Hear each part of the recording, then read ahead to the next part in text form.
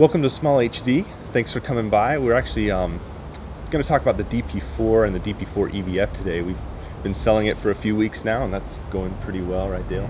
And we just want to kind of peel back some of the layers. It's a pretty multifaceted product, and there's some helpful things that might be good to reveal, so we wanted to kind of talk through some of those things. So we've got both forms sitting here. We've got the DP4 monitor by itself and the DP4 EVF, which, you know, when you buy those two things, they sort of come with this. But whenever you buy either one of these, it comes with this box of stuff. So we're going to open that up, I guess. Manual. Yeah. Manual. Yeah. Okay. Hot shoe mount. Right? Hot shoe mount, which is what we're using on both of these cameras here, I believe, yes, which is real handy for just simple camera top monitoring. Get the inside. I got some stuff here. I don't know what to sell. I'm not sure. It felt like a flash drive or something. All right. I'll go get it in a second. Okay, power supply. Power supply, Component breakout cable. which is a kind of unique feature of the DP4, that it actually accepts component HD video, which you need this cable for. A short mini HDMI cable. Cleaning cloth, sort of a throw-in. USB. This is what we use a mini USB type on the DP4, so this is what allows you to use a flash drive to update firmware, Right, which we do all the time. And a sun hood. Sun. And then this little guy, which I think this is the screen protector, the acrylic screen protector. We do that on all of our monitors. And what I think is cool about that is it actually does work when using the EVF. I don't think that's very typical. Exactly. You can put the screen protector on, uses adhesive, removable adhesive, and then with it on, you can actually still. So you basically have the choice to use it or not, and still be able to use the EVF. Yeah, which is you nice. see these little grooves here, kind of allow you to place the EVF on while this is still kind of on, so you can protect the screen with or without. I mean, if the EVF's on like that, it's going to pretty much protect your screen. But if it's flipped up, or if you pop the EVF off, which you might often do, to kind of go a little bit lighter weight, like in this scenario, this is a really, really handy item. So this is all the stuff that comes with it, and that's a huge value add, because we created the product, we're selling it for less than $750, and it comes with a ton of accessories, which would typically mark, that's where a lot of manufacturers kind of get their real revenues. And one of the things you dropped actually was the right angle. Oh yeah, that's down here somewhere. Which is actually a really nice little, which is what we're using on both of our setups here, which allows you to come kind of straight back out of the DP4. In a camera top situation like this, it's really nice. So as far as the monitor goes, the first thing you kind of start with, I guess, is more or less the display itself. I really like this 4.3-inch display for a few reasons. One is the fact that it actually serves as a pretty good size for a monitor. I was surprised, and one of the critical things is that Small HD, we invented the DSLR scale, which you can use a Canon or a Nikon at full screen on your monitor, which allows the full use of the screen size as well as the resolution. And this 4.3-inch screen outperforms a 5-inch screen as far as a 16:9 image size, which is really great. The other great thing I thought was brightness and all these other things. So maybe you want to dive into that a bit. I guess the general brightness of the display is really incredible. It's about rivals what your typical smartphone might look like, and so outdoors it's made to be in kind of all environments, and it's just a really incredibly bright display. And we're using several out here right now, and it's just you really don't need a sun hood in most situations, but in the cases you do, we do have obviously the sun hood and the EVF itself. We didn't skimp on the display. It is a really nice display. It has great brightness reproduction, at the same time great blacks, black reproduction that it can do at the same time. And I think a kind of a helpful hint with the brightness aspect is that because this display is brighter than most, when we actually shipped the DP4 at 50% brightness default, because if most people are buying the EVF, which is a smart buy, when you flip it down, you look into it at 100% brightness, it's pretty overwhelming. Yeah, well, you can kind of describe it as like a milky look. It seems like it just overwhelms your eye. Like it doesn't really look bad, it doesn't hurt, but it kind of overwhelms it. So we do ship it at 50% brightness. It's just a factory default. So if you you do go outside with it, you have the option to turn up to full, which in a lot of I doubt many people realize that. Yeah, that's a definite must, because really outdoors the monitor does perform surprisingly well with just the screen, without the sun hood at all. And I have the sun hood here. I'm going to go ahead and open it. Again, this is something that's thrown in for free.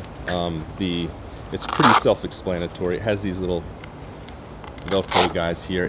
This isn't as cool as the sun hood that we have for our DP6. It's not as sleek, but again, it's sort of a throw-in, and you'll probably find it not 100% necessary, but it's kind of a cool thing because you can actually stack these kind of like cups, I guess. I wish I had a second one out here, but basically if you take the back of one and stack it on the front of the other, you can extend it out with these little Velcro pieces here, just all around. So there's Velcro on the interior here and just on the four sides, so you can kind of just stick them together, and you end up by like a 6 foot long sun hood if you really wanted to. You can just keep going and having sun hood stacking championships as opposed to cups. So, but yeah, that's you're kind of covered when it comes to the sun, I feel. So that's very fortunate for a field monitor. I think that's really critical.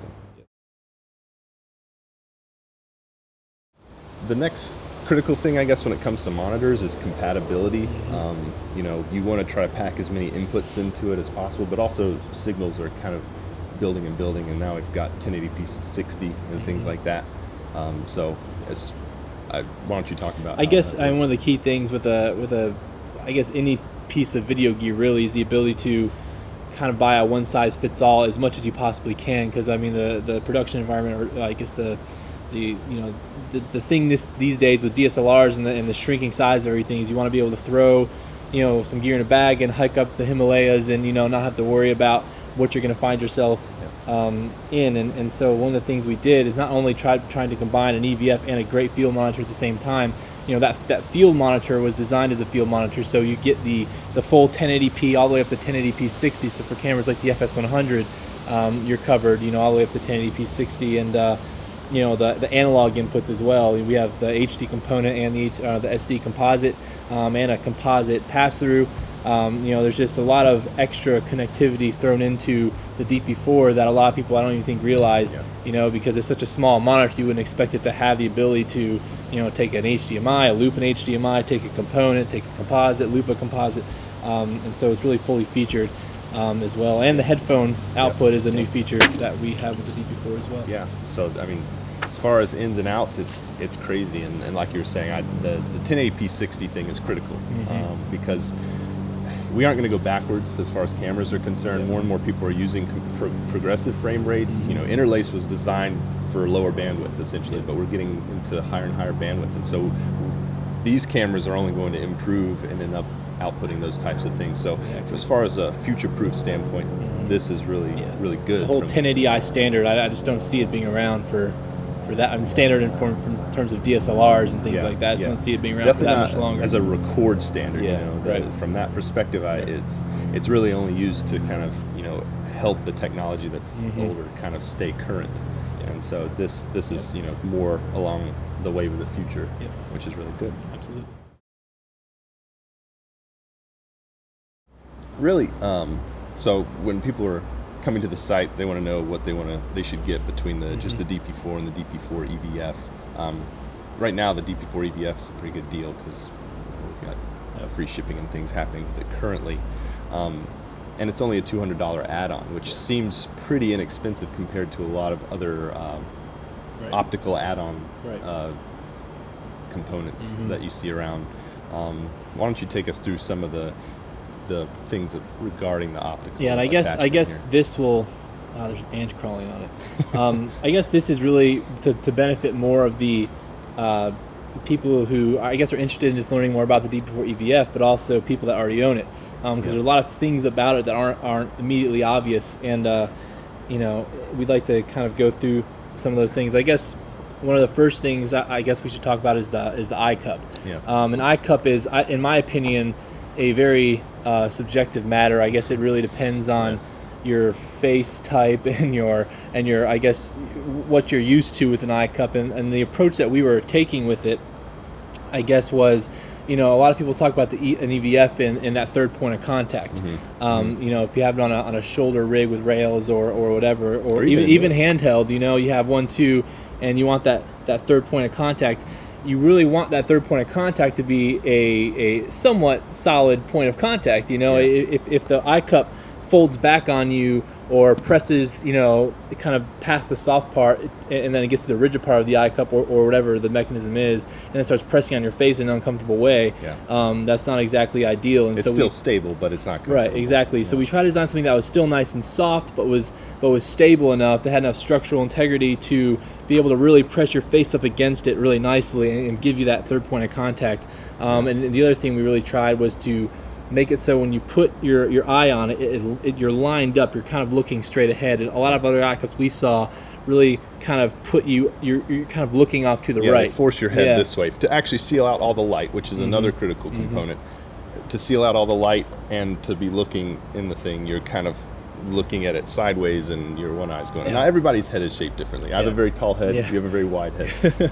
We all know this, and so it's kind of hard to get it right for everybody, but that's more or less, I agree with you. What we attempted here is to create a very a soft exterior but a nice rigid structure. And I was really impressed at the difference when just being used to shooting like this and then going to this is much more stable. It adds a huge amount of stability, so that's critical. And it's very nice. And the other thing too is, the eye cup, as you know, we have this 46 millimeter thread on the front, which allows you to add UV filters.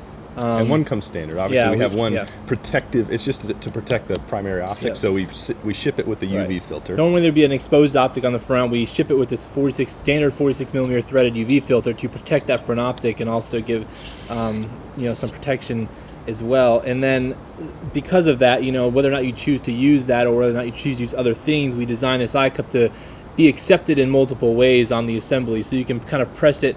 You can kind of press it on the front and just kind of grabs the threads. Put it flush mounted to the front UV filter there, and what that allows, it kind of gives you a nice flush surface inside there. So even if you had eyeglasses you wanted to wear with this, the eye cup's big enough to accommodate that, but also is not going to scratch your glasses or anything because it's a nice flush rubber surface. But if you want to really lock it in place, there's actually a groove a little bit further in the back where you can actually kind of mount it flushly there, and so this thing really will stay on nice and solid, but that may not be comfortable for everybody depending on your situation. So we really designed a flexible system for the eye cup and this 46 millimeter thread idea. And I know my head's kind of weird. I kind of tend to prefer to leave it out a little bit like this, and I end up actually rotating the eye cup a little bit to where it's kind of like at a 35-degree angle to where the point is kind of up here, and that seems to block out most of the light, and it keeps my head aligned straight, and it works really well for me. Yep, and it's this 46 millimeter thread allows you to do other things as well. We are soon going to be releasing a set of diopters for basically to match the prescription that you wear if you do wear eyeglasses. But the way we designed the optics in the DP4 EVF was so basically it has a native diopter of -0.5, which means essentially if in normal day-to-day life you can see an object 7 feet away and focus on it, then that's what it's like looking into the DP4. And so the only people that would really negatively affect not having a diopter is people who are wearing eyeglasses that want to take their eyeglasses off to use the DP4. If this doesn't work well for them with the eyeglasses. But that's why we designed the eye cup the way we did. We wanted it to be able to accommodate people with eyeglasses, because if you need glasses to see and you take your glasses off, it'd be kind of, you'd put your glasses back on and keep taking them on and off, which may not be convenient. So, but for the people who really do want that, we are working on the diopters. And there's a ton of, obviously that's a standard 46 millimeter thread, so you could put several things on there. There's diopters, there's other protective filters. You could even put an ND filter on there. We already talked about the screen being a little bright if you have it on full brightness, outside, and then go into EVF mode, and you kind of have to go to another preset or do something along those lines. But we've tested this ourselves. You put an ND filter of whatever power you choose on the front of it, and then it actually does the brightness reduction. Now you're wasting a little bit more battery that way, but it depends on which mode you're shooting in. If you're constantly outside and you're constantly flipping, back and forth, an ND filter would be a really nice thing to have, because you could keep the brightness cranked all the way to 100%, and not have to worry about it being too bright in EVF mode, which is a really nice advantage of this monitor. You have the option to go into a usable field monitor because of how large it is, but then go into EVF mode anytime you want. And we really want it to be we really worked hard to try and figure out something that would allow you to flip this thing back and not have it be flopping around, and so you could still kind of just point this thing around and not have it, to look up and look around and not have it flopping in your face, or even run smoothly. Right, exactly. It can take a jolt while it's up like that, and not for the fall. real run and gun situations, it's a real nice thing to have a nice stable solution both up and down. And so we integrated high-powered magnets as the way to do that. And so it's a one-handed operation. You don't have to set your camera down to switch modes, and it's really nice and smooth, and it works really well. Yeah, you aren't relying on gravity to keep it in place. Exactly. Gravity is very unpredictable. In addition to that, I guess the amount of power flexibility with the whole device is kind of critical. We're obviously gearing toward DSLRs. This is a very affordable, value-driven product, and we designed the initial bracket on the back of it to support LPE6 batteries for Canon 5D and 7D, because those are pretty popular these days. And the knockoffs are just running rampant. Yeah, and they're really so cheap, and they work roughly the same. But the bracket on the back is replaceable, even though it's very nicely molded. It comes off, and we're designing. I guess the bracket we're designing next is a AA bracket that supports 6 AA's, and that runs the monitor over 2 hours. Well over 2 hours, yeah. And then I guess this is a wide voltage. It supports wide voltage. So if you're using a pro battery setup, and no matter what battery bracket we make, it's still going to always have the standard barrel input on the back for the D-tap to barrel or whatever to run off any type of battery system you have. So exactly. So we're really working hard right now to get more battery options available, because we aren't in the business of pigeonholing people. We found that people are more accepting of the gear if you allow the user to shoot with what they have or use what they're comfortable with. So we're on the same page. That's what we're trying to do. So we're working very hard toward that as we speak. Yep. One thing that we are trying to keep in every one of our monitor designs is a metal frame of some type. We can't completely switch over to plastic. First of all, we don't really like the feel overall of a completely plastic device, and I don't know, something about anodized aluminum is just nice. Yeah, milled anodized aluminum. Yeah, and that's the key. It was really a challenge with we're really trying to create the most value driven monitor we've ever done before, and trying to get the price down as low as we possibly could, and integrating a solid block of aluminum in any type of manufacturing equation usually drives up the cost, because it's just an expensive process, materials and labor wise. And so we really had to get real creative with how we accomplished it, but we did, and at the end of the day, now we have a inexpensive or high quality inexpensive monitor compared to the competition, that still, when you hold this versus like another comparable one of its size, it just feels like a higher quality piece of equipment. And it's more solid, more structurally sound. Yep, it doesn't bend, it doesn't give. It has a really nice feel as well. And it's quite robust. We've seen drop tests and stuff online of other things that we've done very similar tests, and we'll probably release some of those at some point. In fact, we could cut them in right now if we wanted to. Unplug it.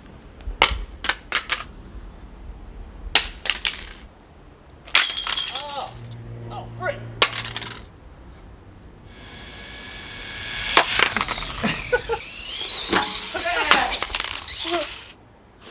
Okay.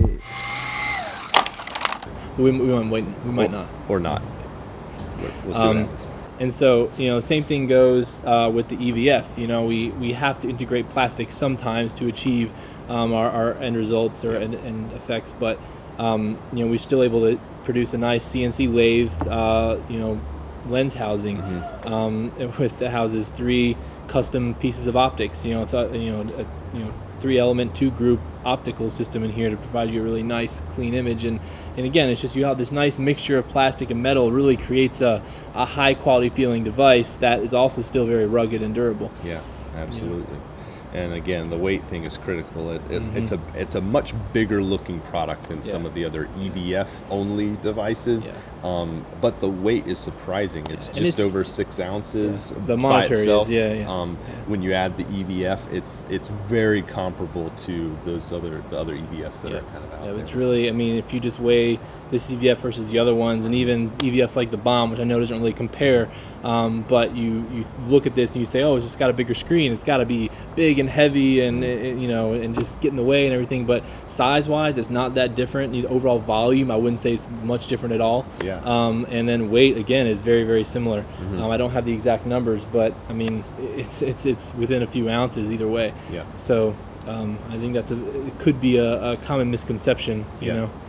And that's saying a lot because for the volume I think the volume is less because this thing is a lot thinner than what you see a lot of those other EVFs, and to house the same processing power as the DP4 SLR is that's saying a lot and more actually, because it's got the HDMI loop and all this that kind of stuff. So you're working with a processor that's not going to let you down in any aspect. Exactly. We really tried hard to fit the power of the DP6 inside of such a really small little monitor like this, and it was a tough thing to do. But at the end of the day, you have the ability to process 1080p 60, and you have the ability to have really quick response times, which is critical, especially in EVF form. If you're standing there aiming a camera and you do a quick pan and it doesn't move, your eye picks up on that no matter how many milliseconds it is. There's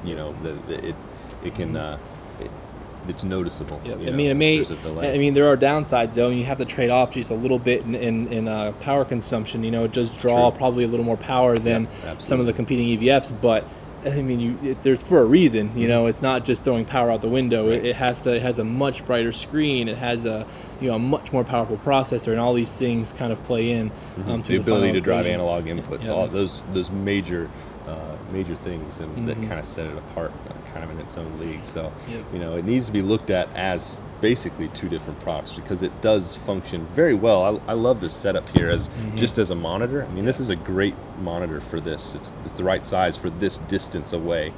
Just kind of half arm's length. It is. I guess. It is just a really concise little package. I really. This is a T2i, right? Yeah, and it's just like it's just so small and nimble, and it's got a great thing, and then when you want to turn it to an EVF, now it's just so simple to do, and if you want to just go for that third point of contact now and really get that, you can. Yeah, I think that pretty much sums it up. It's useful, very useful as a monitor, very useful as an EVF, and just being able to switch between both is critical. And I think the key thing to remember is that everyone has their own personal preference on when they would prefer to use an EVF or a monitor only. I know that you really just enjoy using monitors in a large variety of situations. It really depends on your situation. Right, And that's the thing. You get both, and you really don't have to compromise as much as you would think. You think if I get an EVF and a usable camera top field monitor, you expect it to be some huge compromise, and I guess you can say you do in a few small ways, but overall you really don't. And that's the great thing about it. Like you just said, some situations lend themselves to be using a monitor, some situations lend themselves to using an EVF, and it's great to have both things right on top of a camera like this. Right, exactly. And that's I just really like that. Yep, absolutely. So with the EVF, it's not much bigger or more power hungry than the other EVFs that are out there, but it's got a lot more features. Just a lot more basic critical features. And as a monitor, again, if you're shooting with a DSLR, you have to be in DSLR scale mode, and you get a bigger image than on a 5-inch monitor. So it does span those things very well, even though there are certain things that you're going to trade off. And I think that that those are very outlying things that most people will kind of find their way to this, I believe. Right. Well, that's it for our DP4 in review. Thanks for watching, and hopefully we'll see you next time.